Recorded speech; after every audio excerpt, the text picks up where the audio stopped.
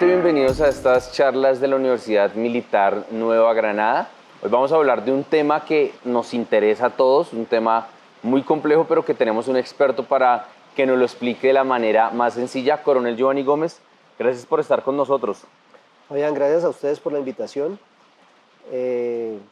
Efectivamente, el tema que vamos a tratar es un tema muy de actualidad y espero que sea del mayor interés. Antes de continuar, cuéntenos un poco sobre usted. Usted es doctor, tiene muchos estudios, pero cuéntenos algo sobre su inmensa hoja de vida. Pues básicamente trabajé en el ejército, en la fuerza durante 33 años, en la especialidad de comunicaciones. Allí me formé como especialista en redes y telemática, pero mi formación es realmente multidisciplinaria. Soy administrador de empresas, especialista en gerencia de telecomunicaciones. Hice una maestría en la Complutense de Madrid en Ciencias Políticas y soy doctor por la Universidad de Barcelona en Ciudadanía y Derechos Humanos, y finalmente hice un postdoctorado en Constitucionalización del Derecho en la Universidad de Messina, Italia, y recientemente me he desempeñado y he investigado bastante sobre ciberespacio, inteligencia artificial y tecnologías disruptivas, y a ¿Y, eso me dedico ahora. y en qué trabaja en la Universidad Militar? Estoy vinculado con la Escuela de Altos Estudios Estratégicos Nueva Granada, y allí hemos diseñado y dictado el programa de alto liderazgo estratégico multidimensional, donde hemos aportado esta visión tecnológica y, como dije, disruptiva a la enseñanza que impartimos. Listo, vamos a hablar sobre el ciberespacio. Y básicamente empecemos por definir qué es el ciberespacio, que es un mundo gigantesco, pero ¿qué es el ciberespacio? Es importante este punto de partida, porque suele haber mucha confusión. El ciberespacio no son las redes, no son los computadores, no son los celulares, no son los satélites. Empezamos por decir que no es el ciberespacio. El ciberespacio fue curiosamente definido por primera vez en una novela de Gibson en 1984 titulada Neuromante. Y él allí decía de forma fantástica que era una alucinación conceptual experimentada por miles y millones de personas, a niños a los que se le enseñan algoritmos y matemáticas, haces de luz en la ciudad que parecen retroceder. Era algo fantástico. Es como Pero si nos estuviera hablando de las redes sociales el día de hoy. más o menos, y en esa época, pensemos, apenas estaban configurando la web o ya tenían algunas aplicaciones de multicapa, de multiusuario, donde podían interactuar, pero no había una noción concreta de lo que es el ciberespacio, con todo su gran potencial que tiene hoy, y se puede decir actualmente que es una realidad virtual formada por los impulsos eléctricos de los ordenadores. Es un lugar abstracto, diría yo, un antropólogo que me gusta, que se llama Marauge, es un no lugar, porque es deslocalizado, es abstracto y está con muchas puertas de acceso, y está extendido a lo largo de la web, pero básicamente es eso, es intangible y está formado por tres elementos básicos: los datos, los algoritmos, que son códigos, y las estructuras emergentes que se producen en la medida que estos sistemas y los algoritmos interactúan. Justamente en ese ciberespacio se dan interacciones, que era la frase que usted utilizaba. Unas pueden ser positivas y unas negativas, y estas negativas, ¿quién lo pensaría?, pueden llegar a afectar a las personas que tienen esa interacción. Y usted tiene un texto académico muy interesante sobre eso. ¿Qué conductas negativas se pueden dar en ese ciberespacio? Sí, el título que le puse al artículo es El mal inocuo en el ciberespacio, daño virtual y violencia sin actos violentos. Y allí exploro justamente cómo esas interacciones, que muchas de ellas son positivas, que ayudan a formar opinión, a educar, incluso a nuestros niños que ya están en redes sociales, pero otras generan verdaderamente abusos, al punto que se ha documentado ya hace unos buenos años, en el 93, el caso donde se presentó, y así lo tipificaron, una violencia en el ciberespacio.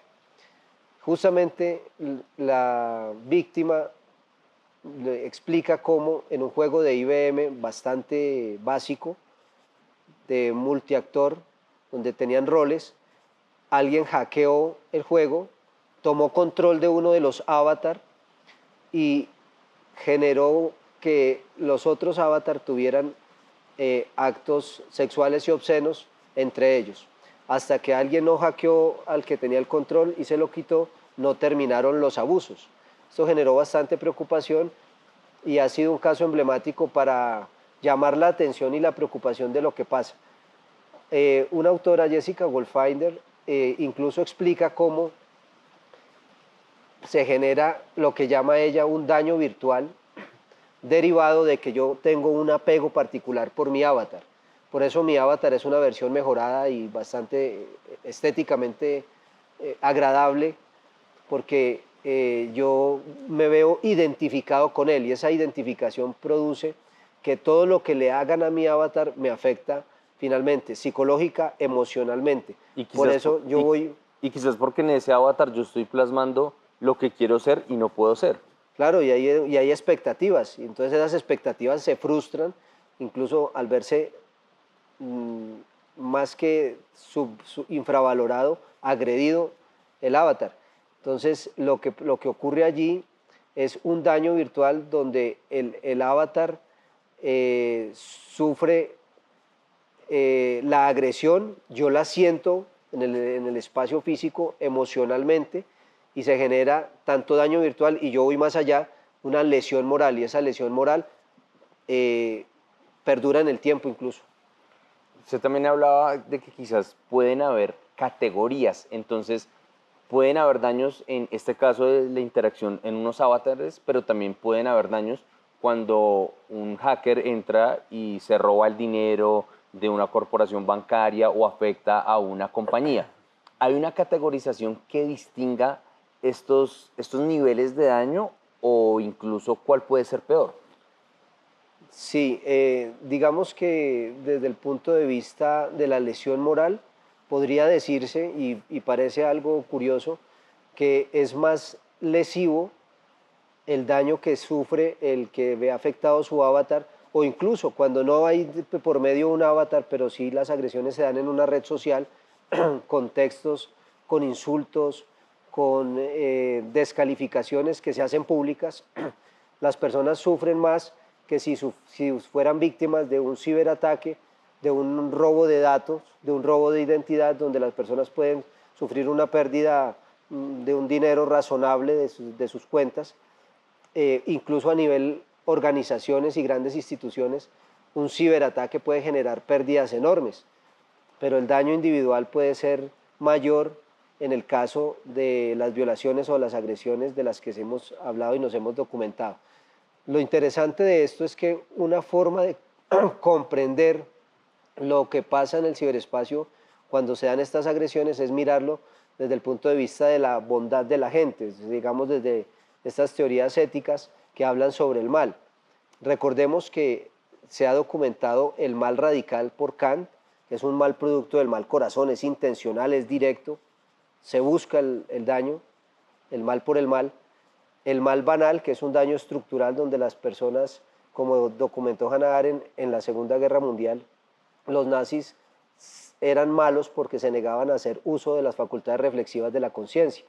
Pero en el ciberespacio es una forma de mal distinto, es una especie de mal inocuo, que cualquiera diría, no, pero no hago daño, no hago ningún mal, finalmente no le estoy lesionando, no le estoy haciendo nada físicamente.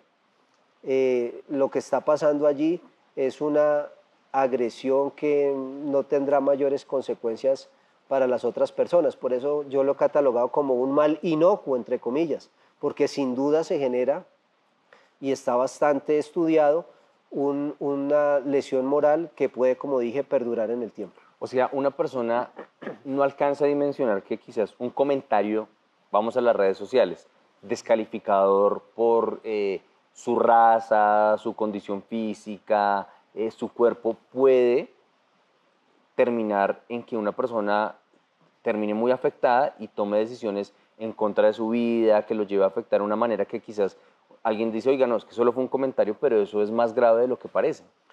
Sin duda, sin duda, porque además recordemos, y la neurociencia nos ha explicado, que el cerebro no distingue de las cuestiones que podamos entender como reales y aquellas que son ficticias.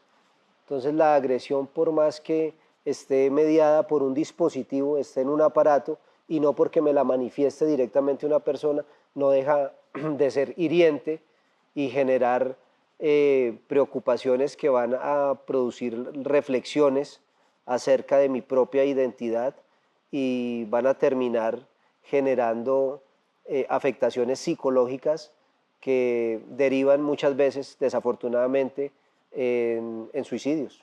Ok. ¿Hay alguna forma de mediar esto? Porque en algunos medios de comunicación o en algunas redes sociales existe la figura del moderador en el que cuando se dan esta clase de comentarios la persona entra y dice, oiga, no, esto no se puede dejar salir, lo editan, lo eliminan y no permiten que se dé estas agresiones. Pero como este ciberespacio usted nos ha explicado es un mundo tan amplio, ¿qué hacer? ¿Hay alguna solución para evitar estos casos o cuál es la manera correcta como de enfrentarlos? Entonces, esto tiene que ver con la bondad de la gente, con la clase de personas que somos. Yo allí concluyo diciendo, en acuerdo con un autor que se llama Ronheimer, que finalmente si entendemos que no vivimos en un mundo aislados como si nuestras acciones ocurrieran en el vacío, ni por más que sean en el ciberespacio, están y han sido producidas por intenciones, por motivaciones de personas. Y esas personas somos agentes morales que tenemos la responsabilidad y debemos tener el conocimiento de que afectamos a otras. No queremos ser afectados, el imperativo categórico, en consecuencia debemos respetar los derechos y los límites que las otras personas por su condición de seres humanos y la consideración de vida tienen. O sea, es un tema completamente de educación y de comprender racionalmente, primero que allí hay una realidad de afectación que está encubierta, por eso no es un mal inocuo, tampoco es un mal radical, en ocasiones lo es porque la intención es causar la afectación. Y curiosamente, la afectación que en muchos casos no se ve, en otros casos sí. Hay una película que cuenta cómo hicieron una broma llamando a las autoridades inculpando a un amigo o a un conocido de ser terrorista. Entró el grupo SWAT Y lo mató. y lo Creo mató. que es una serie de Netflix, ajá, creo que ocurrió en Efectivamente, Estados Unidos. efectivamente. Y esto se hacía por el ciberespacio. Eran informaciones que se mandaban con mensajes, con correos electrónicos, llegaban a las autoridades, les hicieron seguimiento, armaron completamente un caso con esas pequeñas pistas y evidencias que intencionalmente los que La dejó un participaron en amigo. la broma, el amigo, dejaban y terminaron asesinándolo, y ahí es donde se dan cuenta que esto puede llegar a trascender verdaderamente a espacios físicos.